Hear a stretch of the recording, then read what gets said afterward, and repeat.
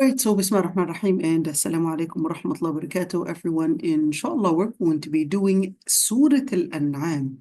I'm pretty excited because Surah Al-An'am is pretty focused. If you were to look at Surah Al-An'am, pretty focused on issues related to Aqidah. So let's just go really quick to Surah Al-An'am and just see what we're looking at in terms of the different subjects.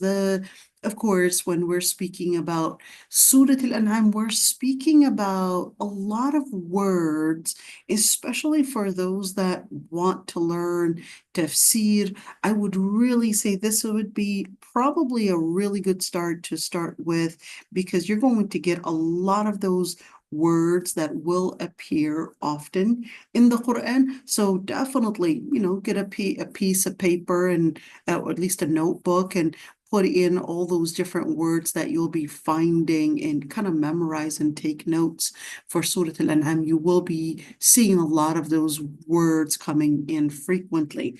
Surah Al-An'am, and what I like about there's one thing that you could do. I put kharitat and Surah Al-An'am, and I like that so much because what it does is that it allows you to kind of see the different topics. You see, sometimes they would put it for you in somewhat of, I don't know, like a, kind of like a box thing where you could actually see, and you could also see it in more of I guess, a nerve or a brain thing that you could see. Let's see this one. So this one kind of goes in details. And let's see. So the first, and I'm just going to go over it, okay? So I know that it's not in Arabic, but I will give it to you, inshallah, in English right there. So from ayah 1 to 3. So we're just going to hover over all the ayat for us to kind of see the subjects that are going to be popping up right here, okay? So from ayah 1 to 3, you would generally see those ayat that introduce Allah subhanahu wa ta'ala and specifically the word Lord by looking at the different things that Allah subhanahu wa ta'ala had created. Then in ayah 4 to 11, you would see this frequently. So there's a paradigm. The paradigm starts with letting you, one, see Allah subhanahu wa ta'ala's creation, see the evidence of Allah subhanahu wa ta'ala's existence, and then it takes you, you're going to see this paradigm often, this pattern shifting, and then it takes you to, well, how did the disbelievers respond to it? How did they think that they had a rebuttal for this? And then the ayat would basically refute and have the different rebuttals on their objections. So that's what 12 and 19 would have. It would lay out their reaction to Allah subhanahu wa ta'ala's evidence and to the different signs of Allah subhanahu wa ta'ala, and then it would lay out the different rebuttals on their reaction. And then again it would do the same thing if from 20 to 32, and then it would say, well, this is how their stance is and how they would basically be on Judgment Day, and this is what their stance is going to be, and this is how we would basically prove to them on Judgment Day with the prophets, or even in this dunya, how Allah subhanahu wa ta'ala would give the prophets and the messengers, whether we're talking about the support, or whether we're talking about the miracles, or whether we're speaking about the different evidences for people to see throughout history. It's important to mention that in history, Allah subhanahu wa ta'ala uses history, or uses as that lens to see through history the different evidences and the different patterns, to see about life, about existence, about the reason, the purpose for existence, and so forth, and to see how when people had rejected Allah subhanahu wa ta'ala, what their fate was. Okay, and some of the different rejections, whether it's related to the religious practices, or whether it's related to the different social practices that they were doing, or whether it's the different habits that they were involved in, and so forth.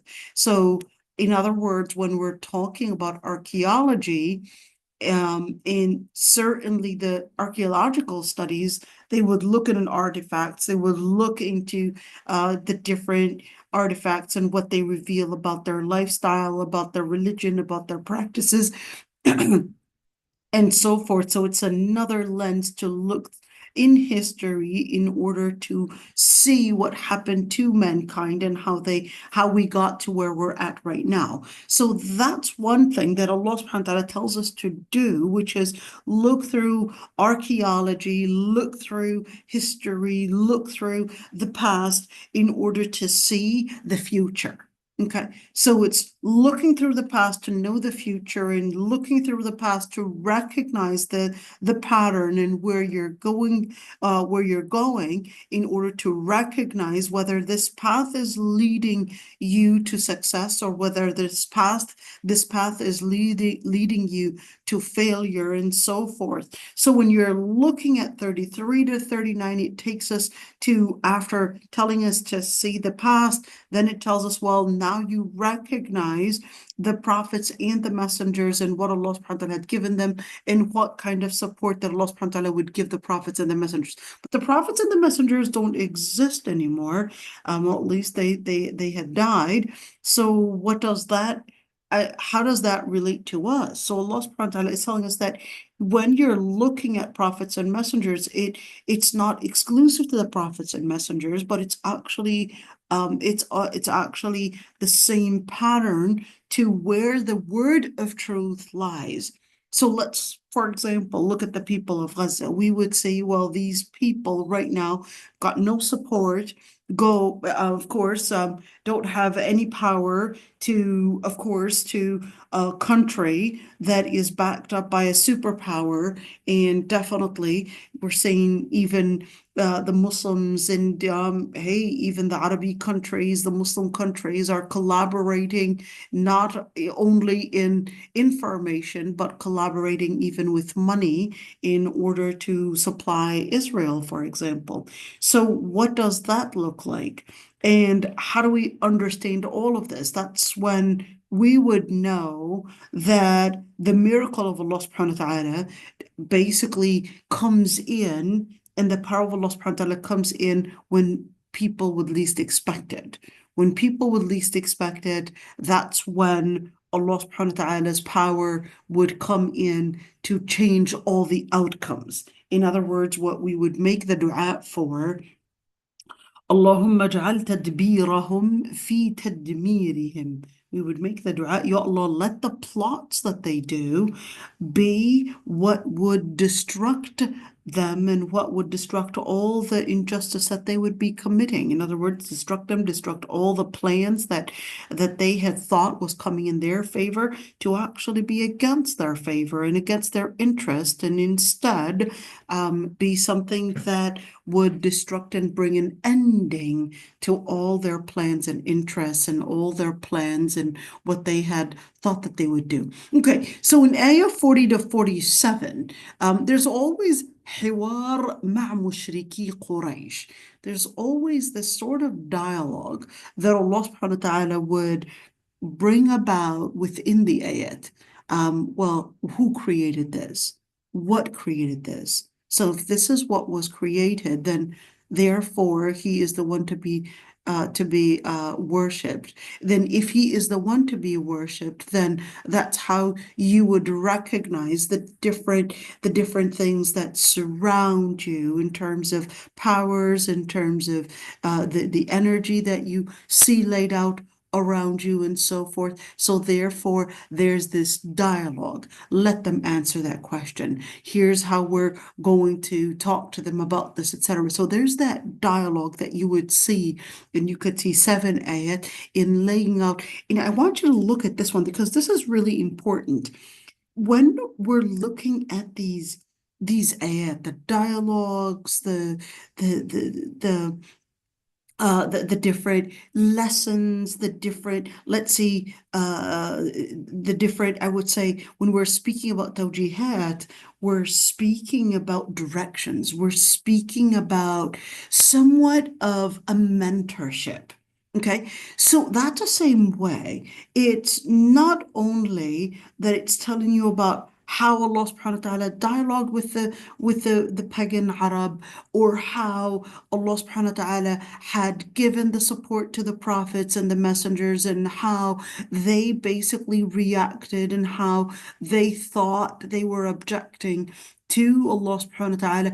It's basically a lesson to learn when you want to become a person of dawah, when you want to become a person to stand as a person that holds the legacy of the prophets and the messengers. How do I relate to the different objections? How do I relate to myself when I'm feeling cornered with questions? How do I relate to the different dialogues? How do I channel the different arguments into letting it basically bring that argument that Allah subhanahu wa ta'ala wants me to defend and wants me to basically get to as a result in order to bring the good argument. And of course, how do we get to this mentorship? Because it's not enough to really be in a place of authority and lay out the different arguments, but it's also very important to have certain practices that ourselves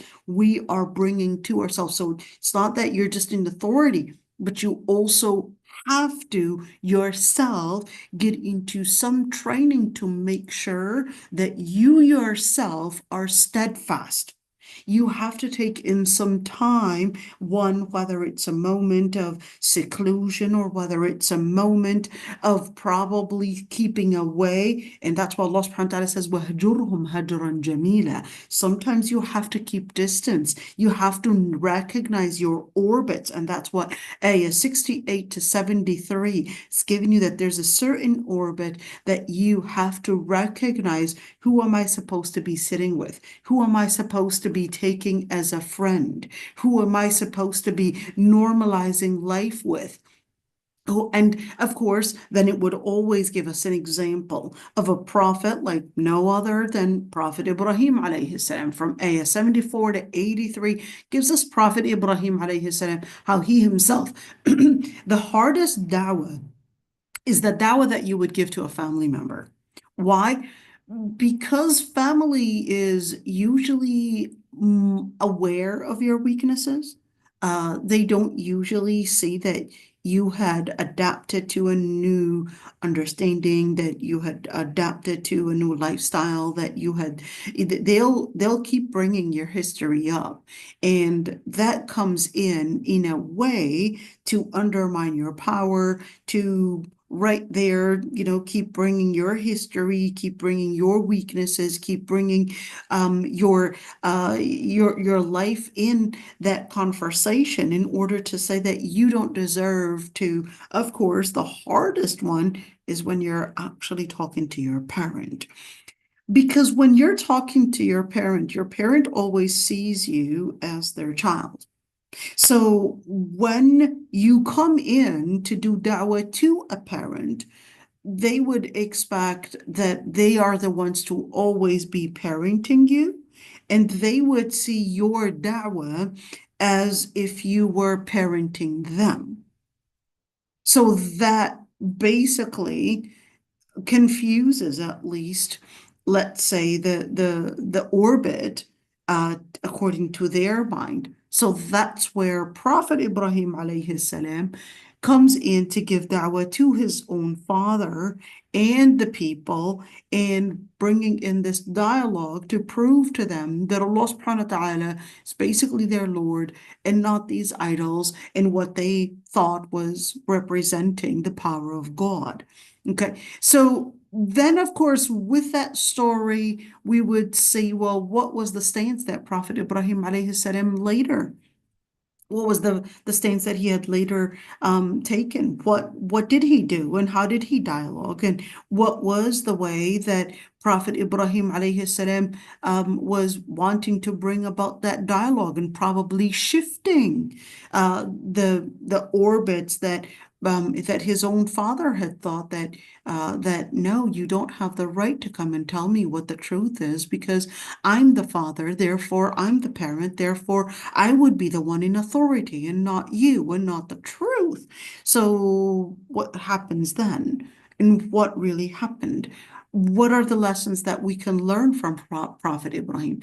Ayah 84 to 90 would tell us about a very important thing. Well, it's not just a Prophet Ibrahim and the father and his father, but we're also talking about the different prophets, giving us the same pattern, the same lesson, where we would have to take as an example, as a lesson to learn about prophets and messengers, because we would always need a role model. And certainly the role model is, of course, going to be hard to find if it's not in front of you to see. So Allah subhanahu wa ta'ala had given us the role models and the prophets and messengers for us to see in their action, in their inspiration, and how we can take them as an example in order to set the legacy that they had once set. And this is important because we always say, well, Allah subhanahu wa ta'ala would tell you, well, this is the story of da'wah. This is how it started. How do you continue the story of da'wah? What would be your stance? What would be the way that you would basically continue the story and the legacy of Tawheed? That's the legacy of Tawheed. They started out the story this way. The pattern is pretty much the same. How did you contribute to this? How did you contribute to the word of truth, the word of Tawheed, the word of Haqq? How did you continue the story on your end? So that's why Allah subhanahu wa ta'ala would lay out the different examples in order for us to see the prophets and the messengers. Now, in Ayah 91 to 94, it would lay out pretty much the same pattern. Remember, the mushrikeen, they're definitely not going to leave, whether we're speaking about the prophets, whether we're speaking about the Rusul, we're talking about the Anbiya, or whether we're talking about those that would carry the legacy of the dua, basically, that would carry the legacy of the prophets and the messengers. So they would always put in the rebuttals to bring about that shake within your confidence. They would try to shake your confidence about the word, the legacy, about Tawheed,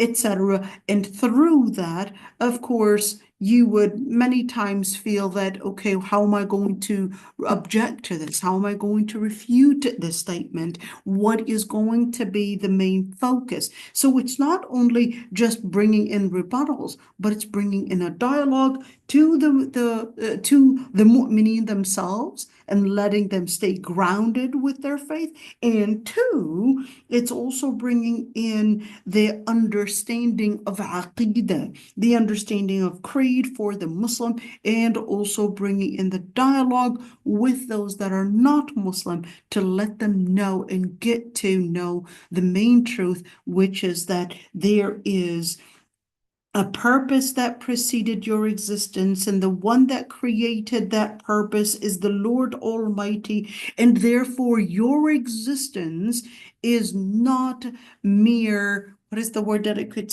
use? It is not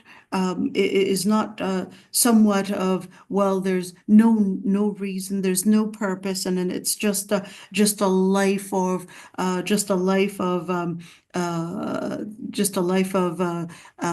basically nothingness.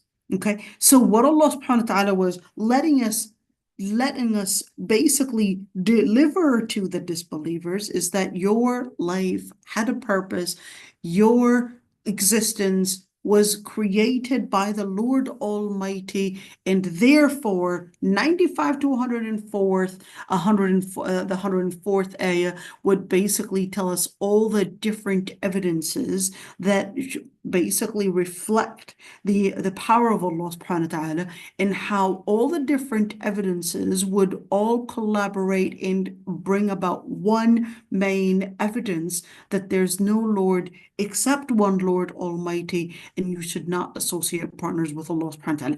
Once this foundation is brought forth, then in ayah 105 and 107, it would basically tell us, well, it's not enough to just have your understanding of the Lord Almighty, but it's important to bring about the foundation, how you lay out the relationship. That it's not enough to have faith in Allah. Yes, I believe in Allah Almighty. It's not enough. But there's one thing that you would have to let that faith be an implication in the practices, in the principles that you carry out in life. Okay, the principles that you would carry out in life, they're basically going to be what Allah subhanahu wa ta'ala what Allah subhanahu wa ta'ala would give in different wills, in different let's call it directions and different instructions on how to maintain the relationship with Allah subhanahu wa ta'ala, and how to maintain the relationship with the word of Allah subhanahu wa ta'ala, which is al-wahi. So once it basically lays that out, then it gives us in ayah 108, gives us, well, some of the things. Number one, in terms of ibadah, in terms of ritual, how a person is supposed to be relating to the different rituals, and certainly how the person is supposed to be relating with the different social relations when the disbelievers are basically attacking that person, trying to run away from the truth, and certainly 112, 117, well, how to deal with those that are mushrikeen. So now we're talking about the social relations. How are we going to relate with them if they're parents, if they're basically the ruling status, if they're the ones that are probably giving us a job, how do we relate with those that are not Muslim that basically surround us, whether they're neighbors, they're probably the ones that are employing us, they're probably the government, etc. So just different directions. Why? Well, because we want to maintain our faith. How do we maintain our faith when someone else is controlling a certain dynamic, whether it's money or whether it's politics or whether it's military or whatever it is? So here we go. And of course, certain directions in, of course, the way that you would eat in 118, 121, when we're speaking about dhabiha. We're speaking about dhabiha, we're speaking about meat that is slaughtered, we're talking about not only meat, but we're talking about what makes halal consumption. Why is that important? Because the Prophet ﷺ was also telling us and giving us that direction. لا يأكل طعامك إلا مؤمن. Only eat with a pious person. So if we're talking about food, we're talking about a culture that surrounds food. We're speaking about the different people that you would hang out with. And of course, food, the most delicious food is when you would have someone eating with you. When someone's eating with you, someone's hanging out with you, it basically brings a delightful moment to that moment that we're just taking in that food, we're feeding our body, we're enriching our own soul, etc. So Allah subhanahu wa ta'ala is letting us know that with food, and the people that basically, whether it's presented the food or whether the food and the culture of food and people coming around, that it will affect your spirituality. It will affect your relationship with the religion itself. It will affect the culture that your brain is being programmed into. So Allah subhanahu wa ta'ala would let us know in 122, 127, let us know how not only we're speaking about the culture of consumption and all of that, but we're also talking about later how each one is going to have a different path. So therefore, the people that you relate to now, you want to ask yourself, is this person going to be leading me to Jannah? Is this person going to be my friend taking me to Jannah? Is this person going to be a good influence or a wrong influence? So what am I looking at? I'm not looking at the path right now, but I'm actually looking at the final destination. I'm looking at the final destination. So before you get married, look at the person and what qualities that they have, not for this life only, but is this person's qualities going to be the person that is going to guide me, to be a companion, to take me to Jannah? Or are they going to be leading me elsewhere? So that's why Allah subhanahu wa ta'ala would then take us in 128 and 131. Take us into, well, al-akhirah. Just look into, farther than the timing that you're living in. Once you are living in this dunya, you would be pretty focused on this dunya. What kind of job, what kind of a car, and the lifestyle that would probably make you fit in with a certain group of people, with a certain category, etc. But Allah subhanahu wa ta'ala said, no, look farther than that. And it takes you in 128 and 131 tells us, well, I want you to look in the hereafter and just look at those that wanted to go astray, those that wanted to choose the path against Allah subhanahu wa ta'ala, whether it's from the jinn or whether it's from the humans, and what their path and what their ending was looking like. In 132 and 135, it would take us, well, now that you would recognize those that had rejected the path of Allah subhanahu wa ta'ala, what their stance and what their conclusion, what conclusion they put themselves in. Well, let's look into 132 and 135, telling us, well, just the different stances, the different status that the good were the good and the good people and what their ending was looking like, and the wrong people and the bad people and what their ending was looking like, and how that was really a result of what they had contributed in life. حسب أعمالهم, what they had contributed in life, and therefore that's going to be what is making the difference. What's really going to matter is what type of actions, what type of belief. Did you really fit in the category آمنوا وعملوا الصالحات? Because that's what really matters. And in 136 and 165 continues to give us, again, it's not enough to just talk about the different patterns of where people are at, but you also need, and those blue ones telling us, well, you also need these different mentorships, these different instructions to help you stay steadfast, because you could get off track at any time. Don't think if you're right now probably in the position of teaching Islam, or in the position of probably being a da'iyah, or probably with the salihin for a minute. Don't necessarily think that you're going to stay like that unless you take in the different measurements. When, one, you would recognize jahiliyyah, you would recognize what takes people into going astray. You recognize what would take people away from recognizing Allah subhanahu wa ta'ala. It's the different styles, it's the different lifestyles that people would practice. That's going to affect their mindset. That's going to affect their heart set. That's going to affect their spiritual set. It's going to affect them entirely. And then eventually it's going to affect, of course, their identity, and their identity is going to mean mu'min or kafir. So Allah subhanahu wa ta'ala lets us recognize from 145 to 153, lets us recognize, well, what is halal?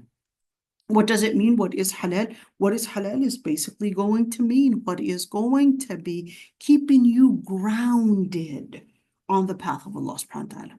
What is haram is what is distancing you away from Allah subhanahu wa ta'ala. Distancing you in terms of what?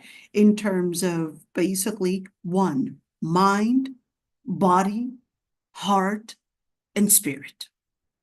Mind, body, heart, and spirit. And that's what makes your identity.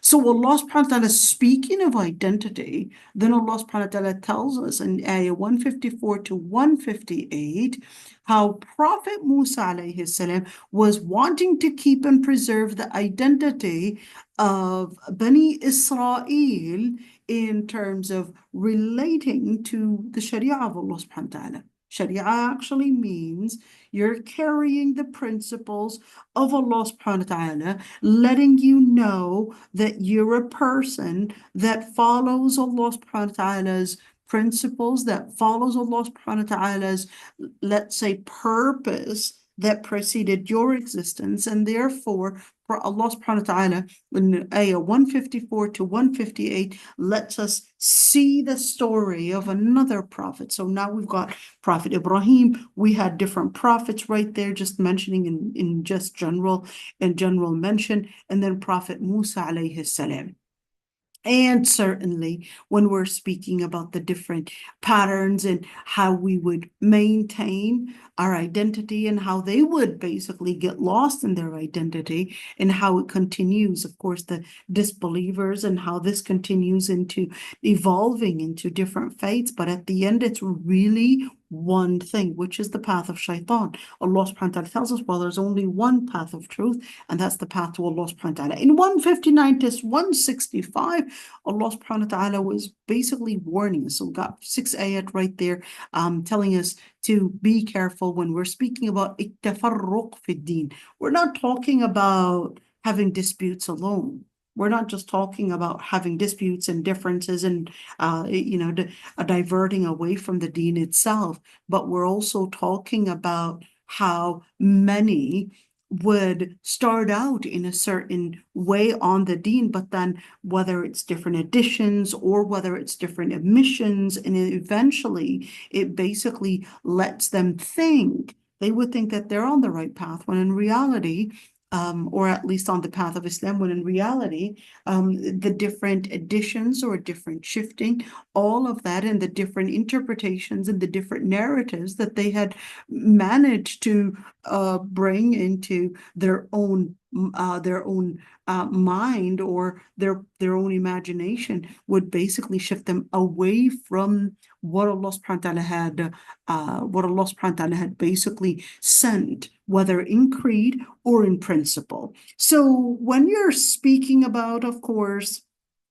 Surah Al-An'am, the word An'am, number one, it can be a general word to basically mean just all the different blessings that you have. And An'am could also be more exclusive to the things that you could slaughter in terms of food consumption. So we're speaking about cows, cattle, we're speaking about camels, we're speaking about goats, we're talking about sheep.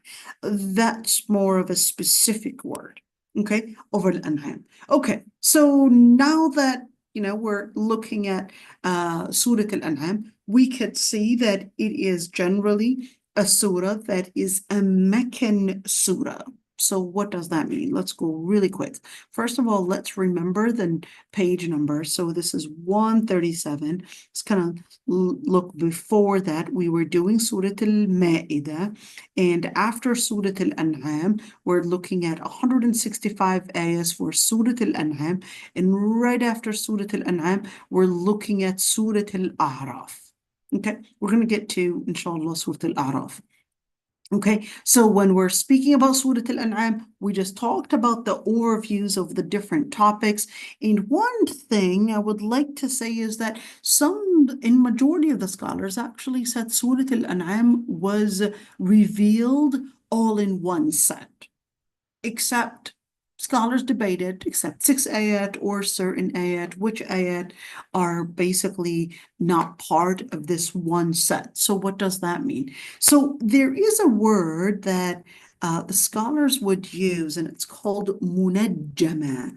What does that mean? So munajjama simply means that the Quran was sent at different intervals. So what does that look like? So it was, for example, you would have one ayah sent maybe in the second year Hijrah, and the second ayah right after it probably was revealed maybe during the time when it was the Battle of Hunayn.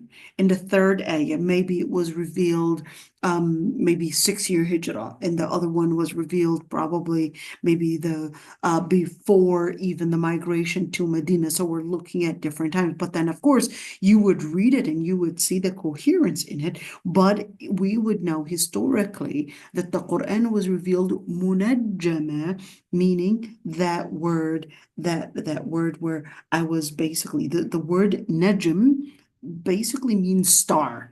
Okay, so when you look at munajjama, you're speaking about just different stars, they're basically just different patterns and different areas, and they're not necessarily connected to each other, but then yes, they are. Okay, all right, so that's munajjama. Okay, so when you're looking at the different ayat in Surah Al-An'am, unlike other surahs, they were actually revealed as one whole.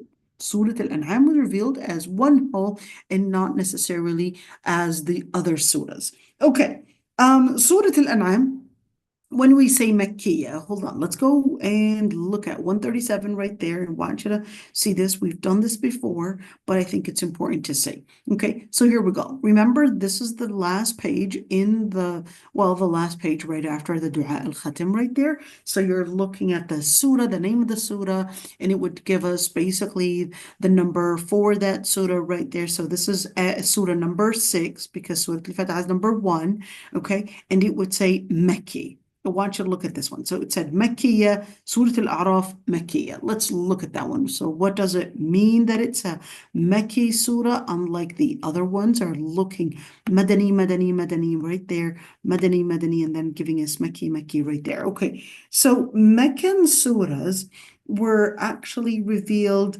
not necessarily in Mecca, but let's say the environment in Mecca was pretty much the same, and it was before Hijrah. So when we say Mecki surah, there are two different opinions between scholars. Some scholars said Meccan surahs actually means that it was revealed in Mecca. That's the first opinion. The second opinion says that no, Meccan surah actually means that it was revealed before Hijrah. Okay? And what does it mean before Hijrah? Before the migration to Medina. So when we're speaking about before the migration to Medina, that would basically mean 12 years and 9 months after the Prophet ﷺ was announced prophet. He stayed in Mecca for almost 12 years. Well, I mean, he was there before, but when we're speaking about, he was 40 years old. Okay, so 40 years old was when he was announced as a prophet. And then, of course, at age 53 is when he had migrated, well, 53 and probably a little bit less, is when he had migrated to Medina. He stayed in Medina for 11 years. Okay, so and that's why you would see, for example, Surah Al-Fath, which we would know was actually revealed in, in the outskirts of Mecca at least, but it was still called Madani. Okay, and even though it was actually revealed in the outskirts of Mecca in the specific place in an area called Al-Hudaybiyah. Okay, but still, Surah Al-An'am is called Meccan. Is it because it was revealed during the time when the Prophet ﷺ was in Mecca, or it was revealed, it was called Meccan because it was revealed before Hijrah? So why would they even have this dispute? Well, one thing is that I would say it would be actually true for both opinions, because during the time when the Meccan, or at least when the Prophet ﷺ was in Mecca, the circumstances were pretty much the same. We're speaking about we're speaking about people that were not ready to hear. We're speaking about the Muslims being a very small minority. 3, we're speaking about the only ones that were pretty much let's call it the majority there were pretty much the pagan Arab, were speaking about the main focus was to ground their relationship with Tawheed and not necessarily legislature. So you would see in Meccan surahs, you would see more focus on Islamic creed, relationship with Allah Almighty, speaking about the evidences of the existence of Allah Almighty, speaking about the hereafter, and speaking about that you were created for a purpose. Therefore, this is not at all something that you would think you're just matter in motion and just will end as that, and you were not created in absurdity whatsoever. Okay, so in other words, you had a purpose. Here's the purpose. You had a creator. Here's the evidence for you to see the creator, etc. That's what you would see in Meccan surahs. Meccan surahs tend to be shorter in length than Madani surahs. So Madani surahs, you would more find legislation laid out there in certain details, because people were ready to listen, people were ready to apply, people were ready to take in the words. So in Madani surahs, you would see more details, you would see some emphasis on legislature.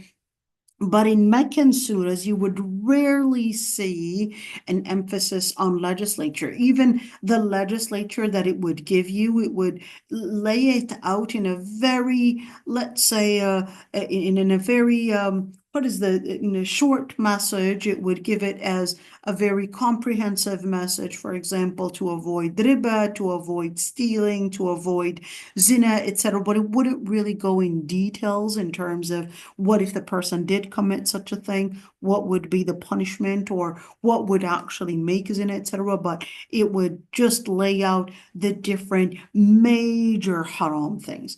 And in Meccan surahs, yes, you will find, let's call it the major haram things. It will still give some instruction still to legislation in some Meccan surahs, but it would be very specific. It would be very comprehensive. It wouldn't be in so much detail, but it would tell you, well, avoid riba, avoid interest, avoid zina, or avoid adultery and fornication, avoid stealing, avoid killing, etc. It would give it to you in a comprehensive statement, but it wouldn't necessarily give you all the details. Unlike in the Madani surahs, no, it may give you lots of details in terms of probably inheritance, laws of inheritance, in terms of the food and what actually makes a halal consumption, in terms of clothing, in terms of relationships, in terms of probably even legislations that relate to international relations and economical relations and finances and what makes a halal finance, etc. That you would find in Madani surahs.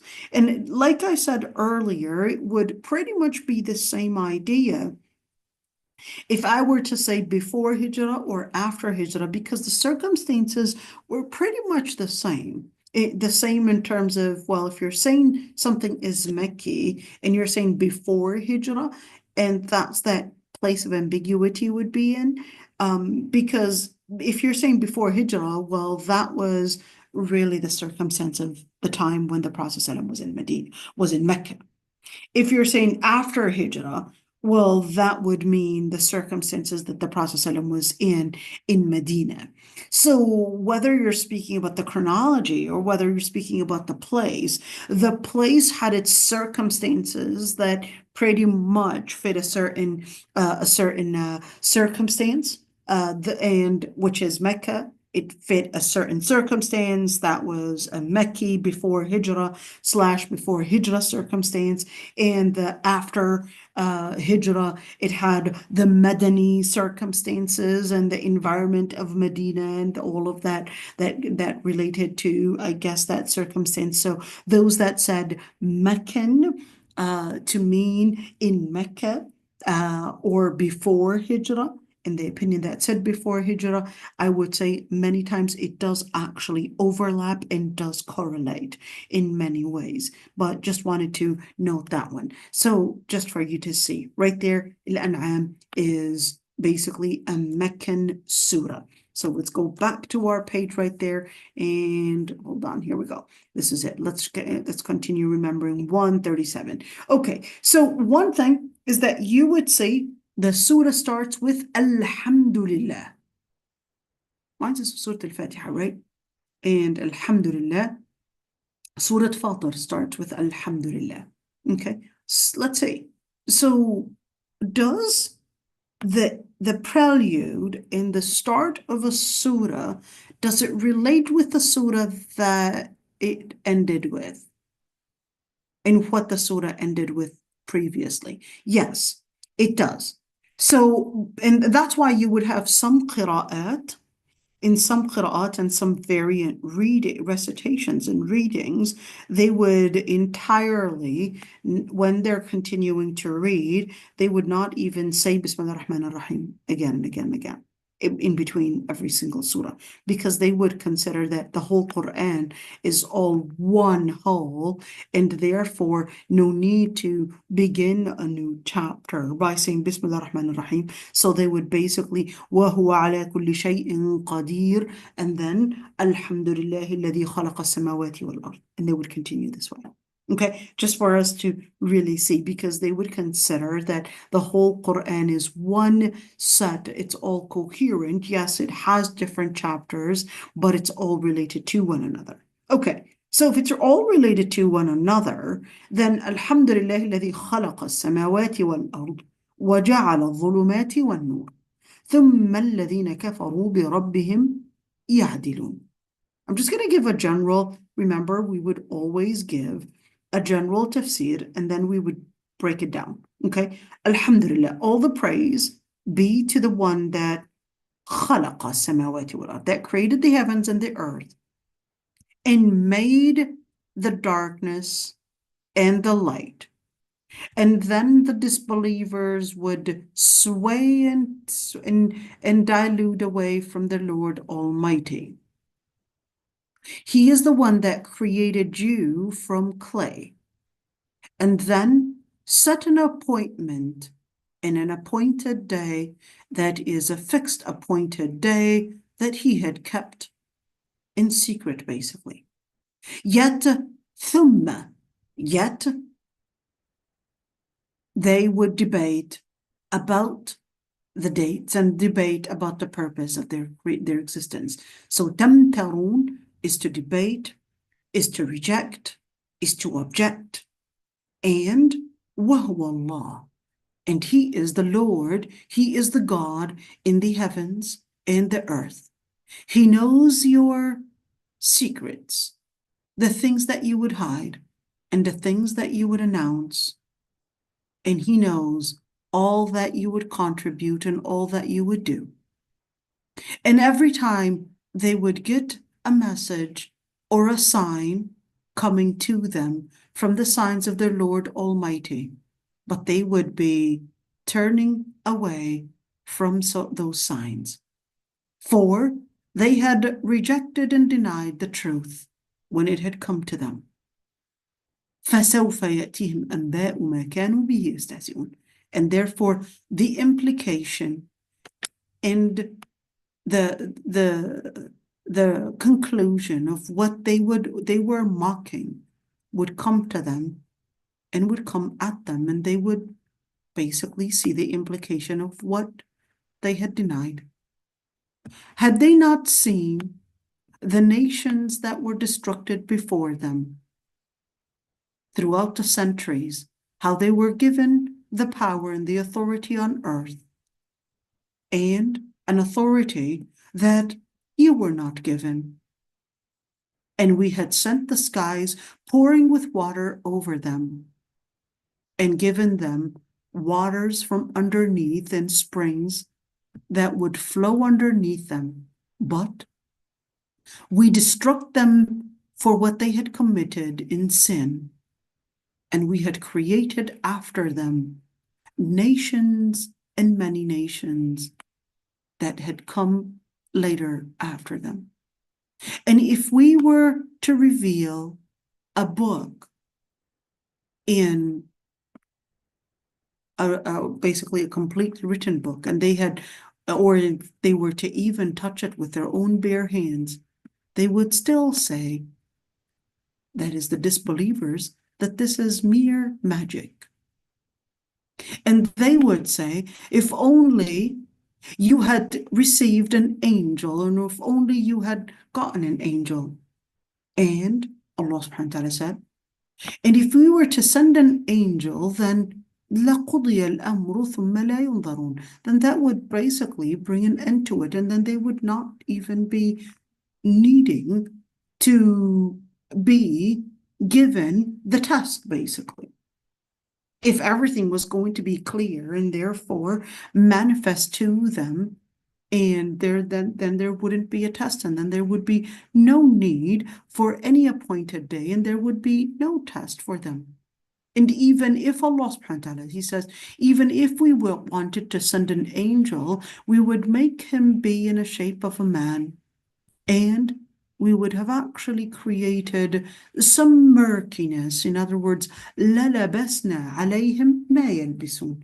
It would be basically a test, and they would have to basically search to see the test, search to see the truth, put the effort, and then they would basically get confusion in, and Allah subhanahu wa ta'ala would put in a certain area that would basically be hidden in order for people to put in the effort to find the truth and to be committed to it. And وَلَقَدْ اسْتُهْزِئَ بِرُسُلٍ مِّن قَبْلِكَ. You're not the first one to basically see people rejecting, mocking them, but the prophets before were also mocked. And فَحَاقَ بِالَّذِينَ سَخِرُوا مِنْهُمْ. But at the end, those that had ridiculed the prophets and ridiculed the messengers, that had come into the consequence of what affected them, and whatever they had basically ridiculed in, it basically came in to affect them, and certainly it came in to bring in the consequence from the same type of ridicule that they put in. So tell them, so say to them, Siru fil ard, go and walk and travel in earth and see what the consequence of those that had rejected faith and denied faith. Then tell them and ask them, قُلْ لِمَنْ مَا فِي السَّمَاوَاتِ وَالْأَرْضِ. Tell them, who is the one that has the ownership of the heavens and the earth? Your answer, قُلْ لِلَّهِ. Say, it is for the Lord Almighty. It is for Allah. For the Lord Almighty had decreed upon himself mercy. But even though he had decreed upon himself mercy, but لَيَجْمَعَنَّكُمْ, by the Lord Almighty, and there goes that lamb right there and that noon right there to make an oath. He will gather you on Judgment Day, on a day that everyone will be standing, on a day that there is no doubt in it. And those that had lost themselves will be the ones that did chose not to believe. So, how do I see the Lord Almighty? Well, just recognize that everything that lies in the night and throughout the day, and basically lies in tranquility, and everything that basically you see throughout the night and throughout the day is basically under the all-hearing and the all-knowing and his supervision. Nothing goes beyond him. So therefore, قُلْ أَغَيْرَ اللَّهِ أَتَّخِذُ وَلِيًّا. So therefore, say, should I take another authority other than Allah subhanahu wa ta'ala? He is the one that created the heavens and the earth of nothing. وَهُوَ يُطْعِمُ وَلَا يُطْعَمُ. and he gives the provisions, and he's not in need of a provision. So I was ordered to be amongst the first to have submitted to him and become Muslim, and I am not amongst the disbelievers. And say, I fear if I were to disobey the Lord Almighty, I fear a day of torment, of magnificent punishment.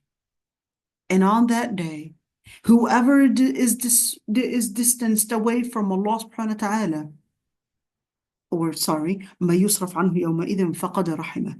Whoever Allah subhanahu wa ta'ala basically dismisses them, that's the more accurate tafsir, dismisses them on Judgment Day, then they're the ones that basically were granted mercy.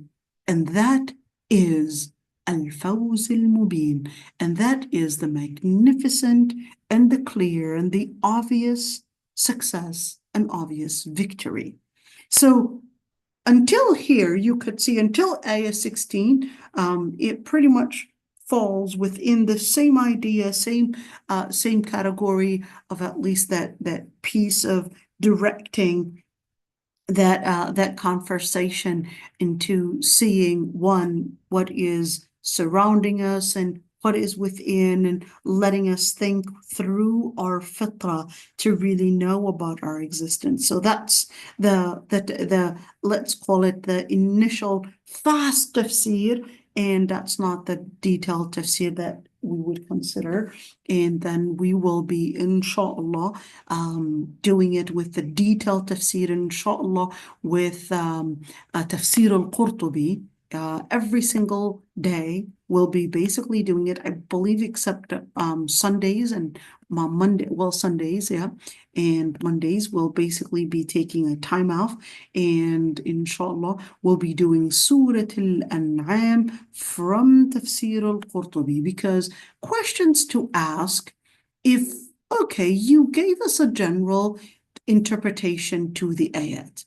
Okay, but what does it mean when you're looking at, well, the different ayat? For example, khalaqa. What's the difference between khalaqa and ja'ala? Is there a difference?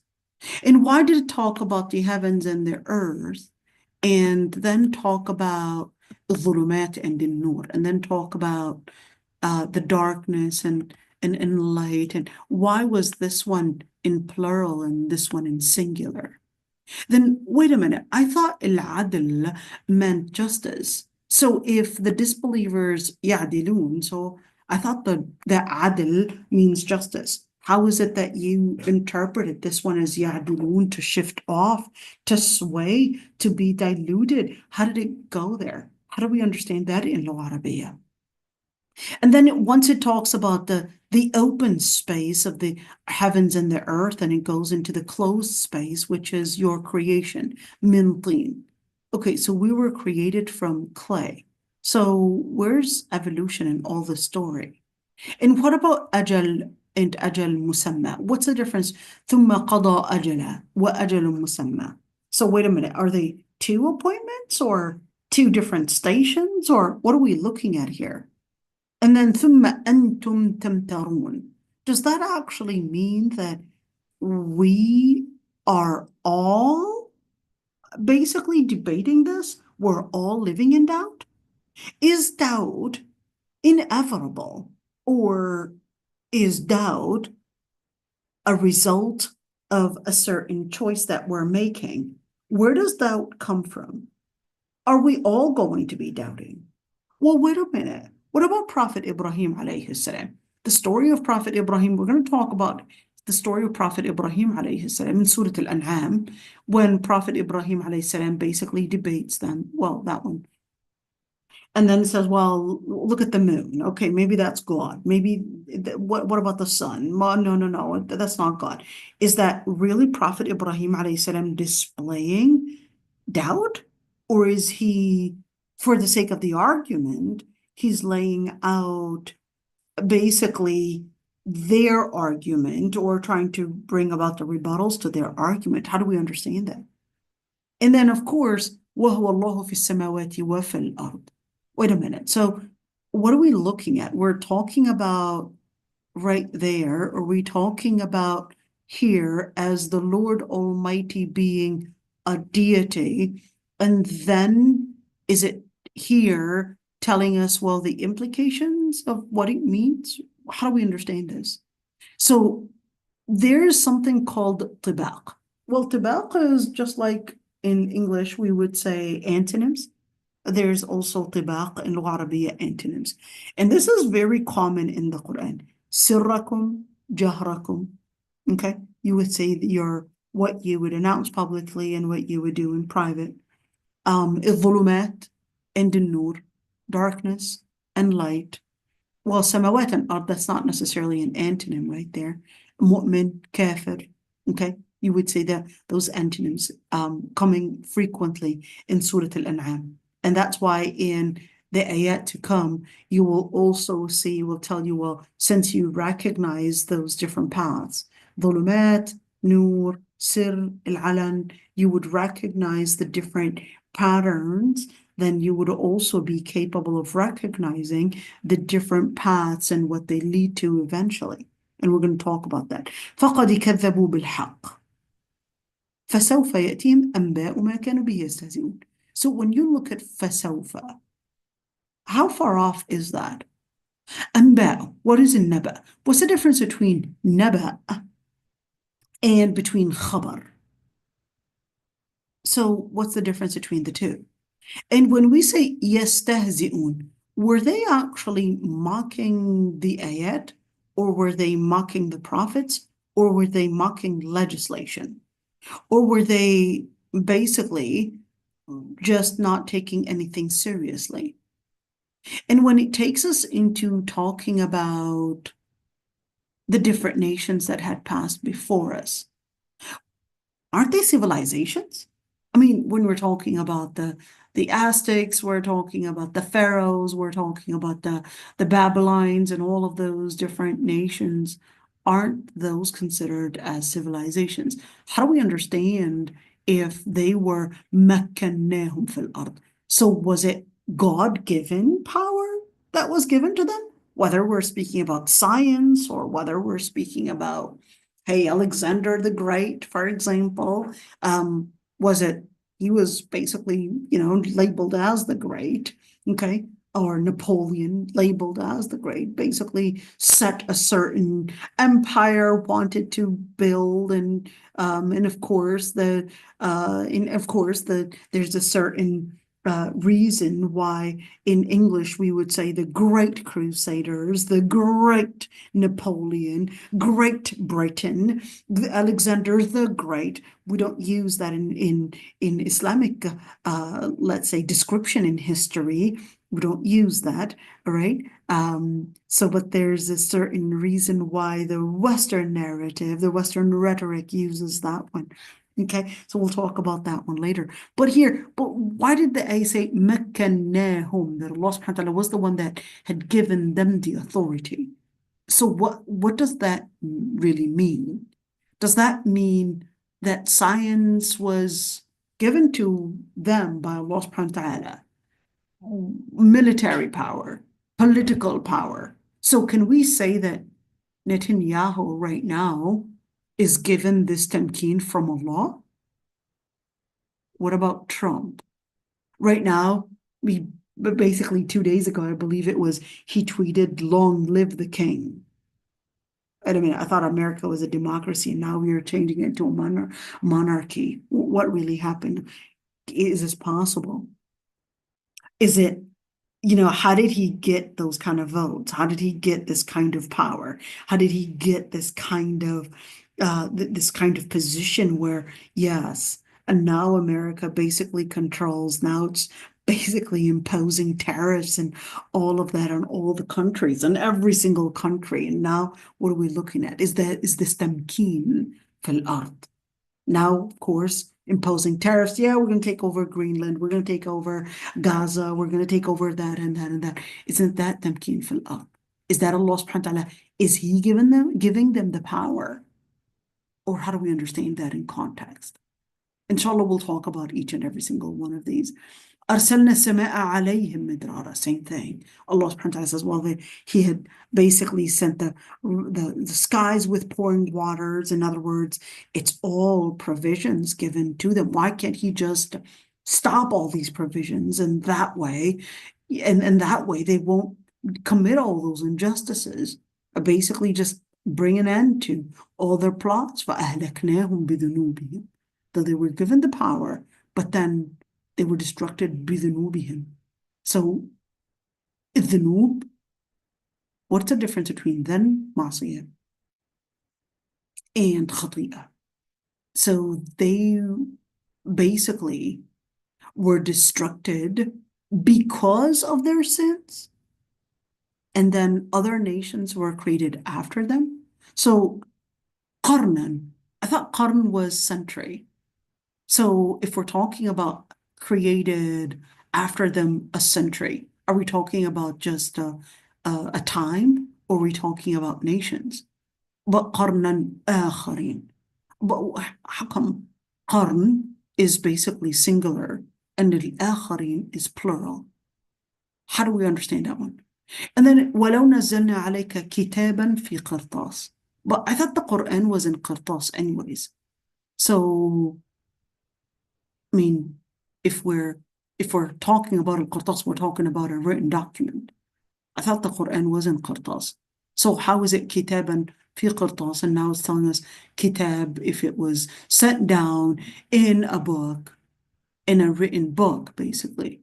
Then, and they had touched it, that they would basically say, well, this was mere magic.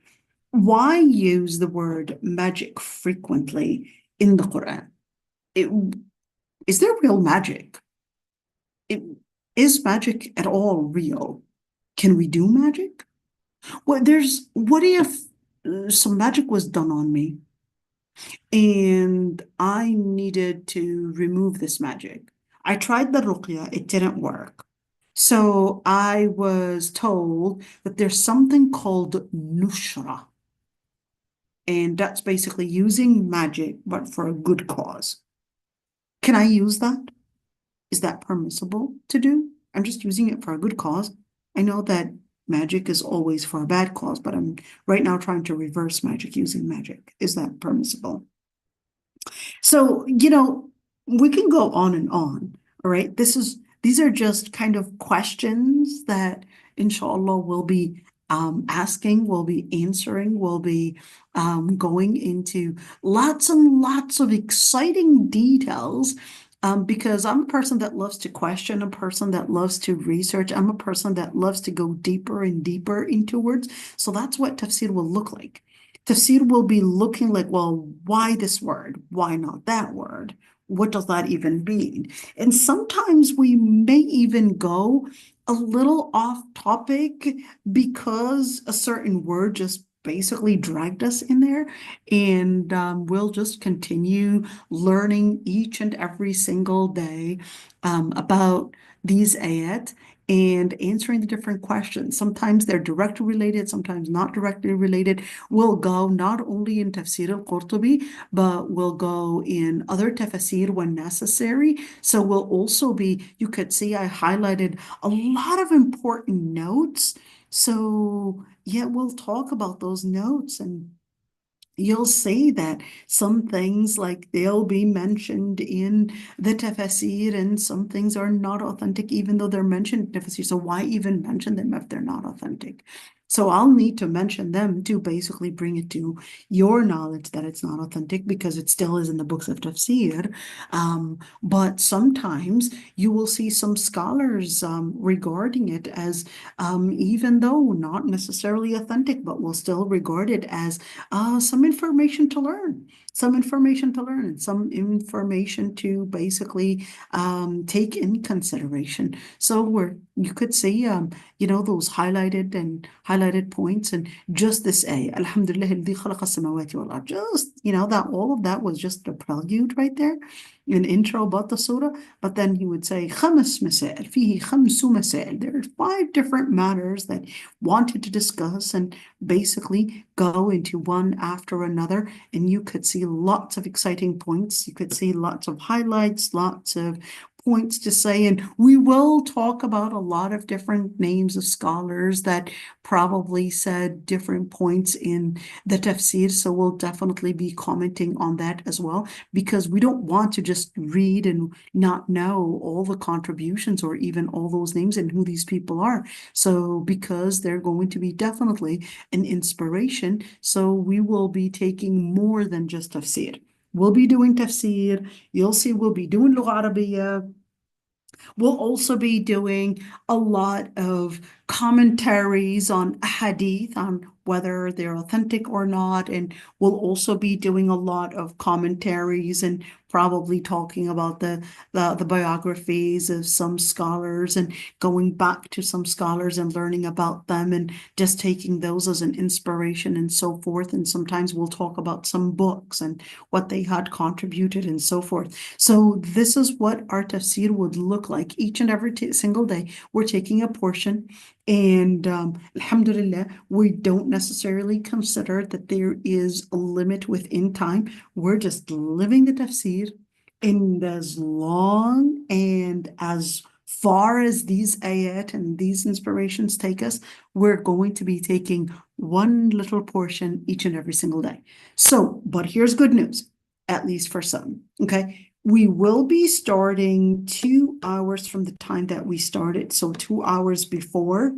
I am okay with starting even 3 hours before, okay? So we're right now ending at 1:32 p.m. my time, so we would basically start, well, we started at 12, so we would basically start at 10 or 9. I'd be happy to start either or.